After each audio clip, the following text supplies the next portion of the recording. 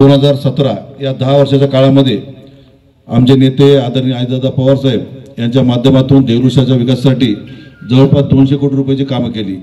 नुसती कामं केली नाही तर दर्जेदार कामं केली। ती कामं आपल्याला आज पाहता येतात। तुम्ही जर देगलूर शहरामध्ये आलात, शिवाजी उद्यानाचं नाव विस्तार आपण केलेला आहे, छत्रपती शिवाजी महाराज उद्यान।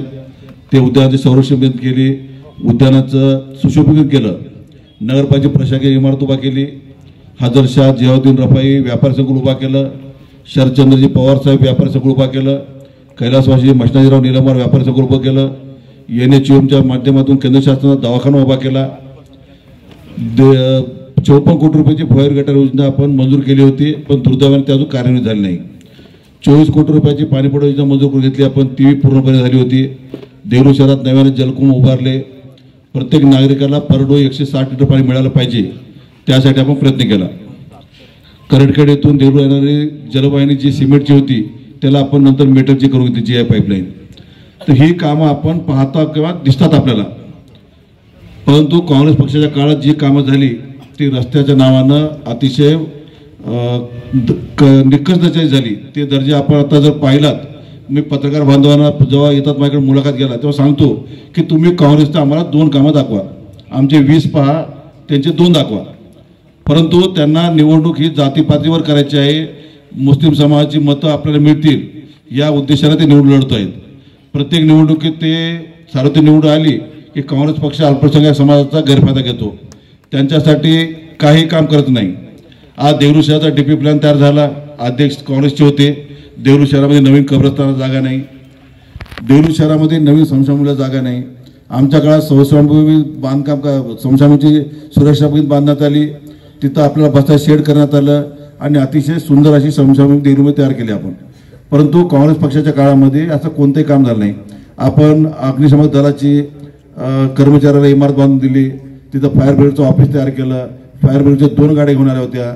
घनकचरा व्यवस्थापनामध्ये आपण भक्तापूरला 5 एकर जमीन घेऊन तिथं आपण कचरा डेपो उभा केलेला आहे, त्याच्यावर प्रक्रिया होते, ओला आणि सुका कचरा वेगळा केला जातो, घंटागाडी सुरुवात आपण केली।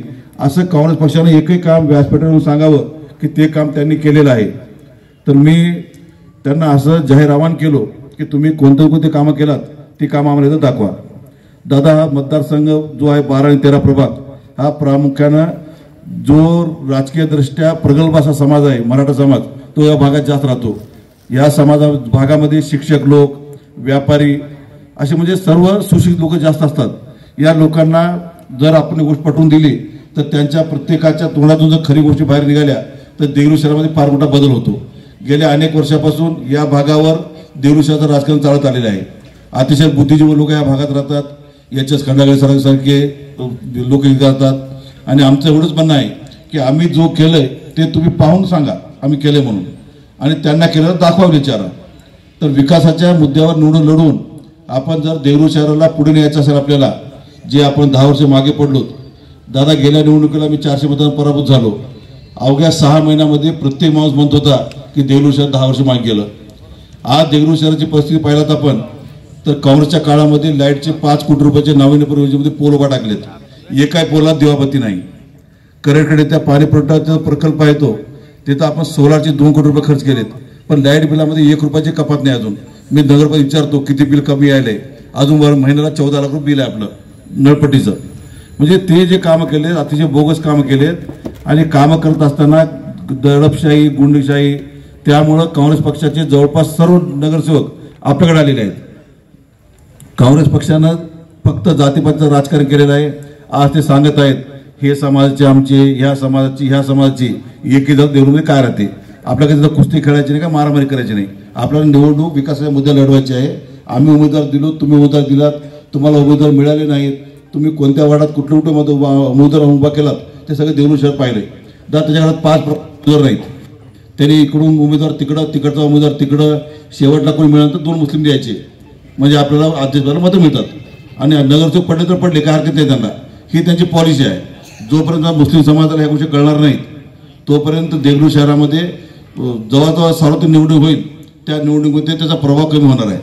जेव्हा सिंगल नगरसेवक वार्डची निवडणुका झाल्या त्या सर्व निवडणुका आम्ही जिंकलेल्या आहेत, फक्त सार्वत्रिक निवडणुका 2002 आणि 2017 या निवडणुकीत आमचा जो पराभव झाला तो अल्पसंख्याक समाजाची त्यांनी मतं अशा पद्धतीने घेतलेत. परंतु 10 वर्ष दोन्ही 5-5 वर्षाच्या काळामध्ये अल्पसंख्याक समाजाला त्यांनी कोणत्याही सुविधा दिल्या नाहीत किंवा कोणतेही काम केले नाहीत. आज मुफ्ती साहेबासारखा माणूस 15 वर्ष काँग्रेस पक्षाला सहकार्य करून आज घरी बसलेत ते. मग त्यांच्यासारखं नेतृत्व पुढे येऊ नये म्हणून अनेक षड्यंत्र केले आणि त्या माणसाला घरी बसवले. म्हणजे काँग्रेस पक्षानं मुस्लिम समाजाला काही केलं नाही, फक्त मुस्लिम समाजाचं मतं घ्यायचे, सत्ता मिळवायची. त्या सत्तेतून पहिले गुंडगिरीतून सत्ता, सत्तेतून पैसा. आणि त्यांना एवढी आता मस्ती आलेली आहे पैशाची की ते स्वतःला गरीब सांगतात. तर मी जाहीरपणे सांगितलंय, त्यांचं म्हणणं आहे की मी धनदाडा उमेदवार आहे, तर मी जाहीरपणे सांगितलं पत्रकारांना की माझी संपूर्ण प्रॉपर्टी मी त्याच्या नावावर करायला तयार आहे.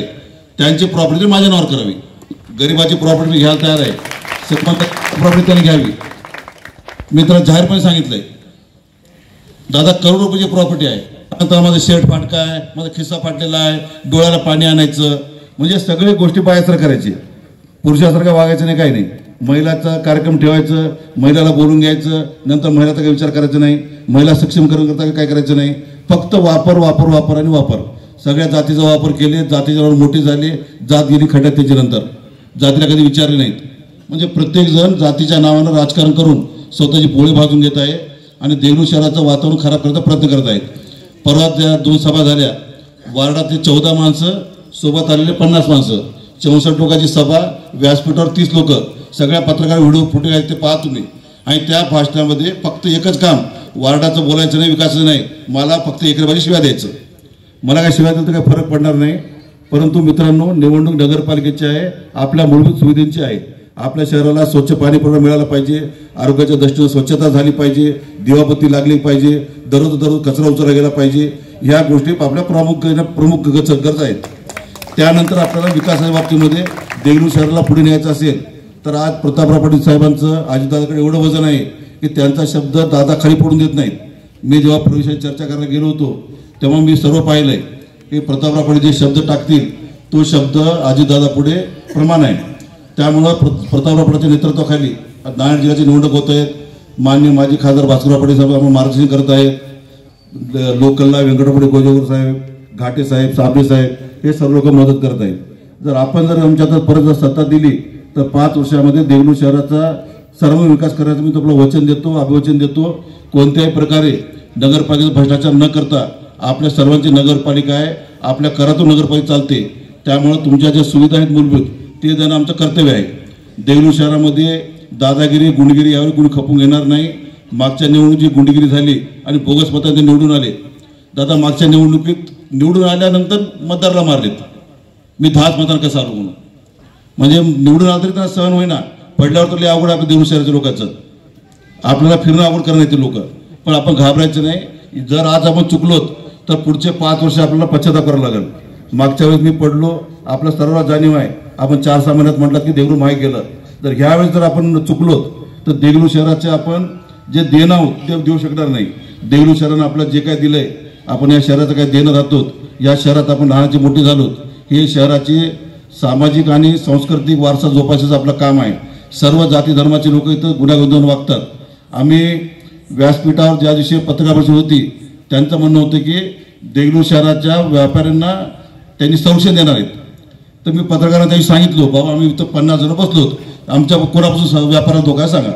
चोराच्या उलट्या बोंबा, व्यापारात त्रास देणारे त्यांनीच, आणि म्हणजे संरक्षण देतो. म्हणजे त्यांचं म्हणणं आहे की तुम्हाला व्यापाराने काय करणार नाही, तर पडलं तर त्रास देऊ. म्हणजे ही गुंडगिरी, ही भाषा आता आपण देऊ संत ऐकणार नाही.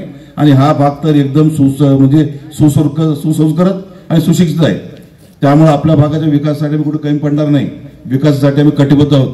फक्त तुम्हाला एकच काम करायचं आहे, येणाऱ्या निवडणुकीमध्ये आपल्या प्रभागात आणि शहरामध्ये उमेदवाराचा विचार न करता राष्ट्रवादी काँग्रेस पक्षाचं विकासाचं प्रतीक असलेलं घड्याळ या चिन्हावर बटन दाबायचं आहे आणि राष्ट्रवादी काँग्रेस पक्षाला विजय करायचा आहे.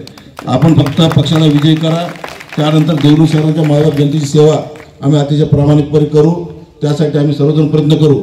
या प्रसंगी मी एवढंच बोलतो आणि प्रतापराव पाटील साहेबांना विनंती करतो की आपण नक्कीच आमची निवडणूक झाल्यावर मंत्री होतात तेव्हा तुम्ही देगलूर शहराला भरघोस असा निधी देऊन देगलूर शहराचं नांदेड जिल्ह्याचे पालकमंत्री असतात, देगलूर शहराचे तुम्ही आमचे सर्व कर्ते धरते आहात.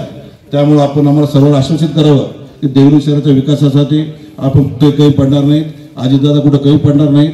आणि आपण येणाऱ्या 5 वर्षामध्ये देगलूर शहराचा चेहरामोहरा बदलू आणि एक महाराष्ट्रात आणि राज्यामध्ये एक देगलूर शहर एक असं कुठेतरी जसं बारामतीचं नाव घेतो तर कमी कमी जिल्ह्यात आपलं नाव झालं पाहिजे. नांदेड जिल्ह्यातला क्रमांक 1चा तालुका आपला आहे. त्यामुळं आपल्या शहराचा विकास करणं ही आपली जबाबदारी आहे आणि राष्ट्रवादी काँग्रेस पक्षाने ती 10 वर्षे पार केलेली आहे. त्यामुळं आमच्यावर परत एकदा विश्वास दाखवा. आम्ही माईक जे कामं केलो ते कामं पाहून पुढे जे कामं करणार आहोत त्याचंही लवकरच वचननामा जाहीरनामा आम्ही जाहीर करणार आहोत. त्यावेळेस आपला तो जाहीरनामा पाहायला मिळेल आणि आपण सर्वजण आमच्या विनंतीला मान देऊन राष्ट्रवादी काँग्रेस पक्षाच्या सर्व उमेदवारांना विजयी करताल आणि देगलूर शहरामध्ये राष्ट्रवादी काँग्रेस पक्षाचं नगराध्यक्ष असेल आणि आपलं देगलूर शहर पुढच्या 5 वर्षात अशी मी आपल्या सर्वांना ग्वाही देतो आणि थांबतो. जय हिंद, जय महाराष्ट्र, जय राष्ट्रवादी.